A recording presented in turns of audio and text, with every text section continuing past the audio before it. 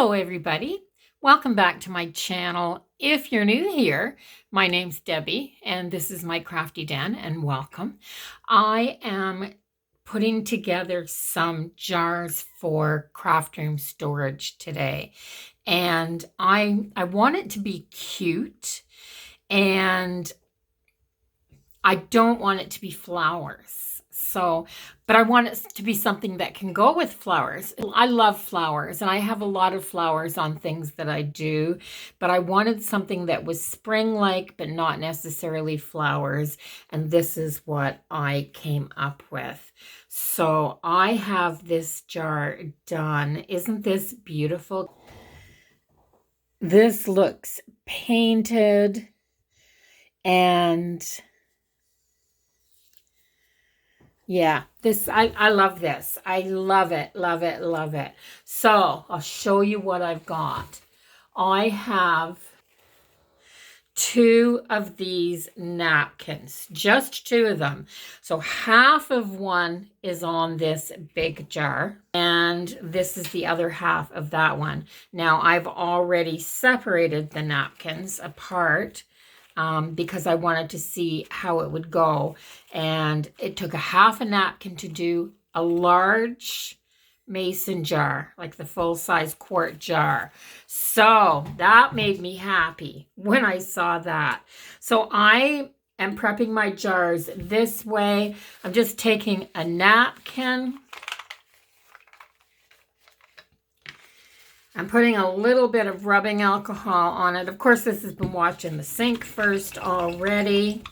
And then I'm doing this to make sure that I have any soap residue or anything like that off of my jar. And then let that dry for just a second. So that's what I'm doing to prep my jars and get them ready for paint. The paint that I'm using, it's this Bluestone House French Country Vintage Chalky Patina Furniture Paint. This is chalk paint, guys. I got it at Home Hardware. This is the color Raw Linen. Isn't that pretty? Like, that's not white. It's not green. It's not tan. It's that kind of neutral putty color that is truly amazing. I just love it because it goes with everything. I'm using a chippy brush just from my stash, and this is how I'm painting. I'm just, one coat is all this took, but I do not want brush marks, so I'm just using this chippy brush to brush the paint on, or to tap the paint on like this. So if you're wondering what I'm going to use these jars for, like I said, I want storage in my craft room. And what I have is trays full of pens and pencils and markers, rulers, spatulas, all the long, skinny things that I like to use all the time. But if I have them in trays and put away on my shelves, I don't see them, so I tend to buy them, and then they dry up, go to waste, sit on the sidelines. You guys know the routine. You buy it because you think you need it, and then you put it away, and it's not in sight, so you don't use it. I tend to use the things that are out in plain sight that I can just grab when I'm doing something. And I'm sure we're all the same. So look how fast that was. I didn't even fast forward this because I just wanted to show you how fast it was to paint one of these jars. Now, I don't need 2 coats on this. It doesn't have to be thick or like truly opaque, but it's pretty good coverage with this chalk paint. Chalk paint does a good job, and this is a good brand as well. So I think I paid like $38 for this jar of paint. But I've had it for over a year. It's actually become, lately, my favorite color. And yeah, so any place you see glass showing through, just give it another little tap like that, and it'll cover it up, and you're done. So that's that whole first step. I have 2 of these napkins that I got from Ninny's Napkins, and I do not want to waste them. For the regular size, the quart-sized mason jar, I used half a napkin. So what I did, because the half a napkin is actually a little high, because I knew I was covering the rim of the lid, and I wanted my ladybugs to come up here, but I didn't want any half ladybugs at the top. So I didn't want it to come off. So I kind of did a sight, just by eye, measurement, and decided that I didn't need the top row of ladybugs all the way along. So I took a wet fine paintbrush, drew a line here, and just tore off that top part. But these ladybugs are so precious that I even kept this little row of ladybugs. How cute will they be just put down on a journal page or something like that? Like, I only have 2 of these napkins, so I'm not going to waste any. I want 2 napkins to go as far as I can make them go.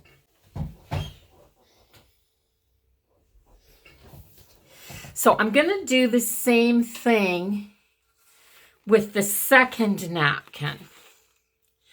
I'm going to separate the pieces of the napkin.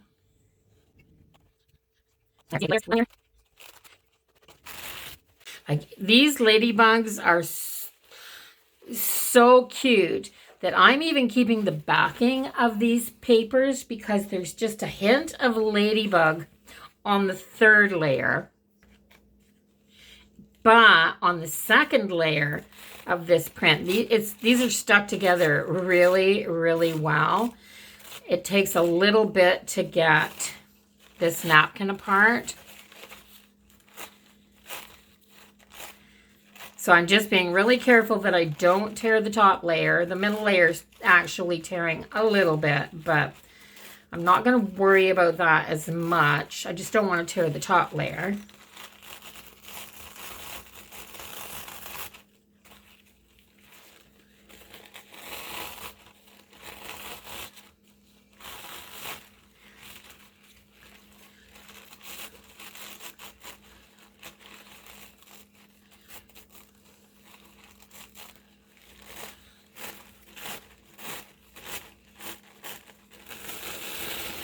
And that happens sometimes. Sometimes you get a napkin that's really pressed together at the outside edges. Usually the better quality napkins.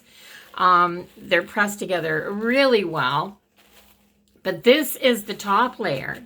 I'm going to set it over here for a minute, and I want to show you this.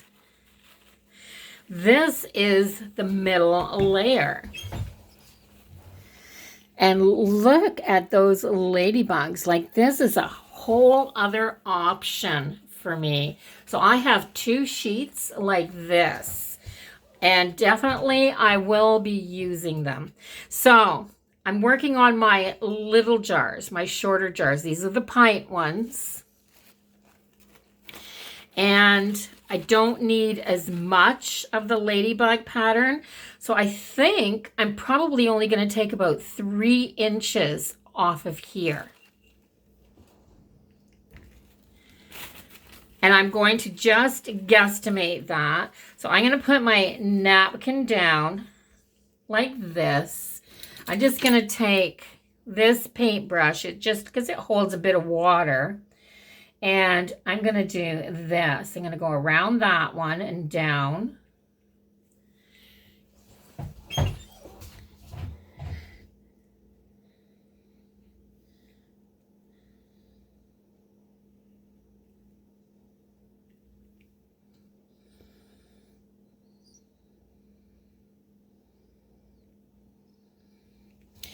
Just like that.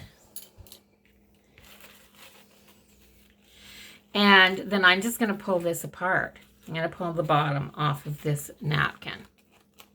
So that's all I need to do one of these jars. Now I'm going to grab my Mod Podge. I have dishwasher safe gloss Mod Podge here, but I also have this Napkin Decoupage, and that's what I used on the first one, and it's not quite as shiny. It's a little more matte, so that's what I'm going to use. This was a more liquidy Mod Podge as well. So what I find with it is that I do have to give it a shake every little bit. It will, if I leave it sitting for a long time, I mean, if I haven't used it for like a month or something, there is a little bit of separation. So I'm going to take my jar. I'm going to make the front of the mason jar. This is where the seam is. I'm going to make the front of this the back so that I have the smooth bit on the front. I'm just going to lay my napkin on here like this. I'm going to go all the way around because this won't take the whole, this isn't going to take the whole thing. So this little bit, these three, or maybe I'll do the other end because it'll be a little bit easier, I think, that pattern. Yes, I'm going to take these two off. Just these two. Like that, just like that. If I can save one, I'm saving it. That's how it is. If I have something that I really, really like, it definitely gets utilized, every little bit of it. So maybe this will be the front. So I'm just going to start Mod Podging this on. So you do not, with these napkins, they're so thin.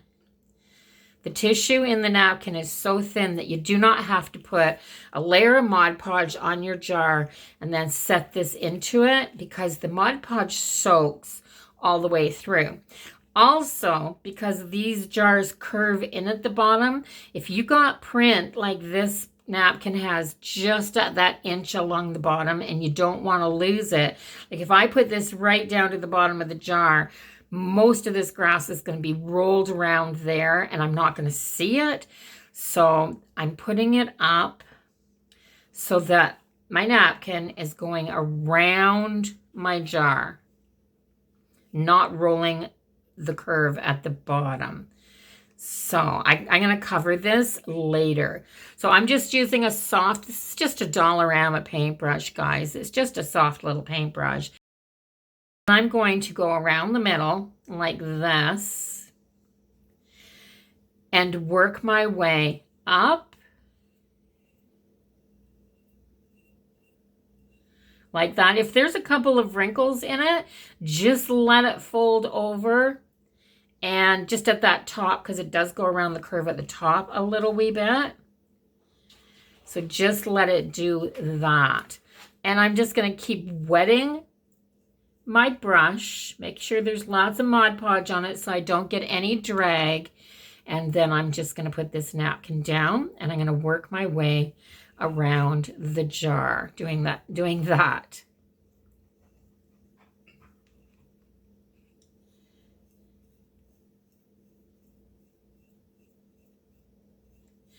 So the background, the white part of the napkin basically just disappears.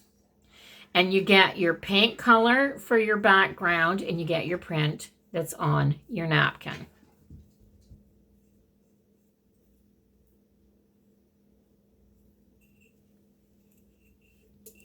I'm going to pick this up so it doesn't stick to my table. Just make sure when you're going around the edges where it wrinkles because it's starting to roll those curves, just make sure you got lots of your decoupage medium on your napkin. And you don't have to have an expensive decoupage medium. This could be a little bit of watered down white school glue, guys. If you don't decoupage all the time like I do, it's one of my favorite things to do. But if you don't decoupage all the time, you might not want a big jar of this decoupage medium. And you can, by all means, just make your own for one little project with white school glue and water it down. That's all you need. It'll do the same thing. Like you can see how drippy this is. It's like the consistency of a heavy cream.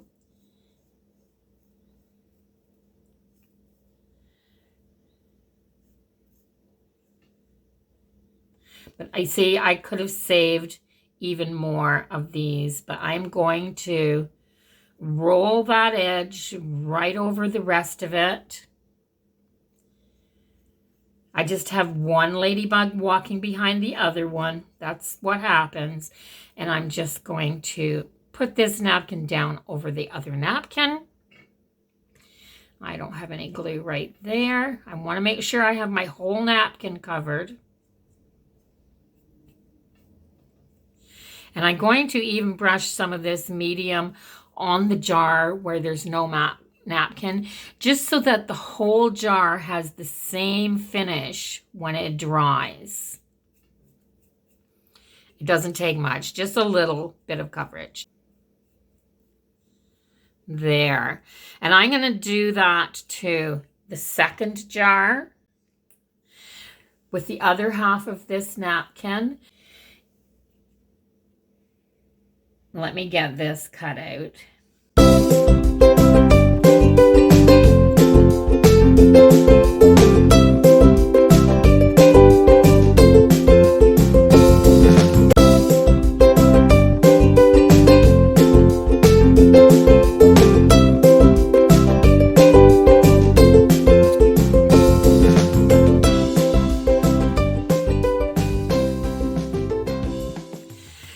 Okay, so I've got two of my small jars covered, and they have the grass around the bottom, but it doesn't all need to be like that. For this to be a matched set of jars, they don't all have to be exactly the same. I've still got all of these. There's a lot of ladybugs here, guys.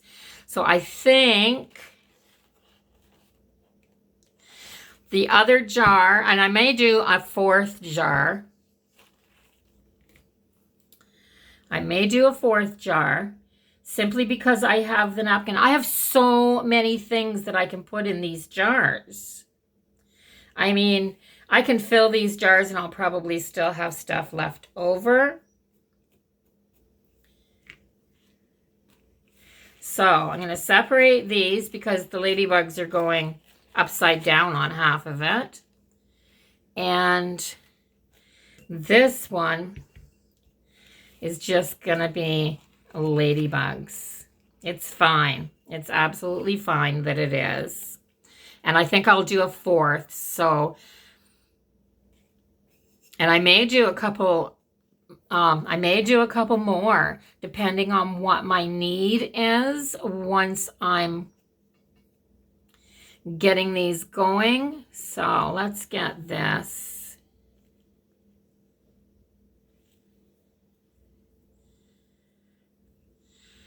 So I'm just going through and brushing out any little air bubbles that I see. So that one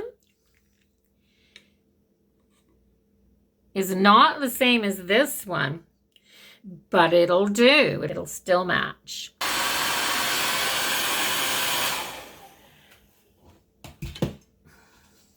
So it's not dry, but I'll be really careful with it. I think I can still work with it. But I have from Dollarama. So these jars came from Dollarama. These are the jars that come 3 in a pack.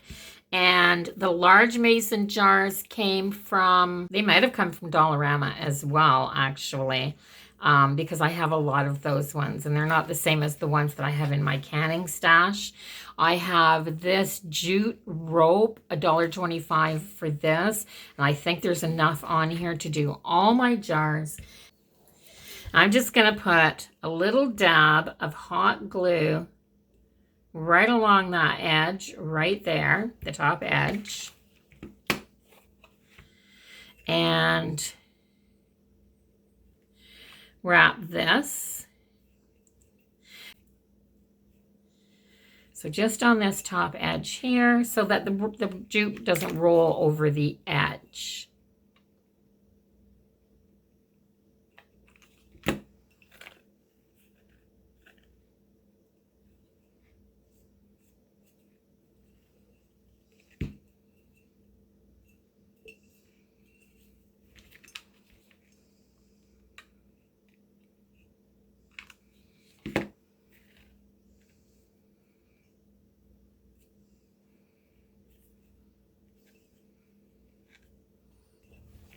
So once I've got it to there, I'm just going to wrap around my jar. And I'll probably do about 2 layers, but I'm only going down to that edge right there. I'm not going to go below that edge right there because I want to keep it just on the rim.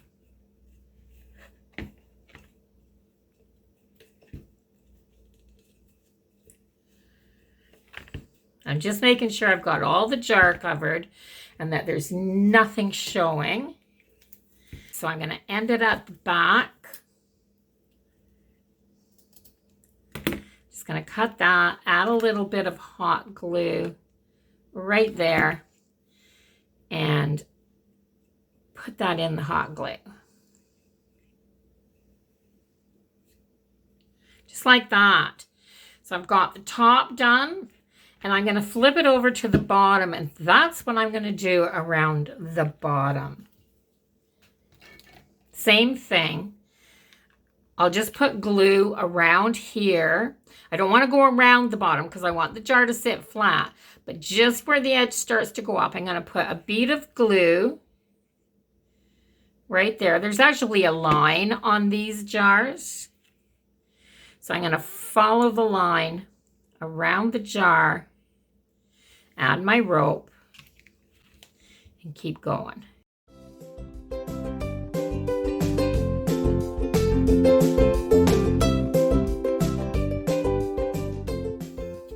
And I'm just going to wrap until I meet the napkin.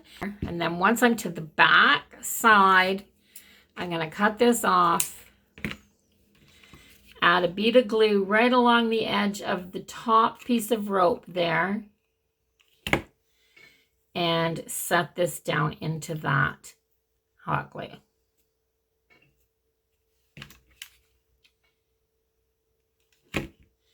Make sure this is a 3-ply, so make sure it's all down in there so nothing unravels. There, so I've got that done like that. Now you can add a bow or not. I added a bow on this one, but you don't have to. I think it's cute. I'm going to get some more of this crochet ribbon and add bows to mine, I think. But that was the last bit of crochet ribbon there. I've used a lot of it in the last little bit, so I'm going to grab a bunch more when I'm at Dollarama. Watch for my next haul, of course. So here they are finished. I think these are so stinking cute. I can just imagine a dozen of these jars sitting on a couple of shelves along the front edge of my desk. Some of them with ladybugs, some of them with little garden scenes all around the bottom, maybe done with the floral napkins that I have.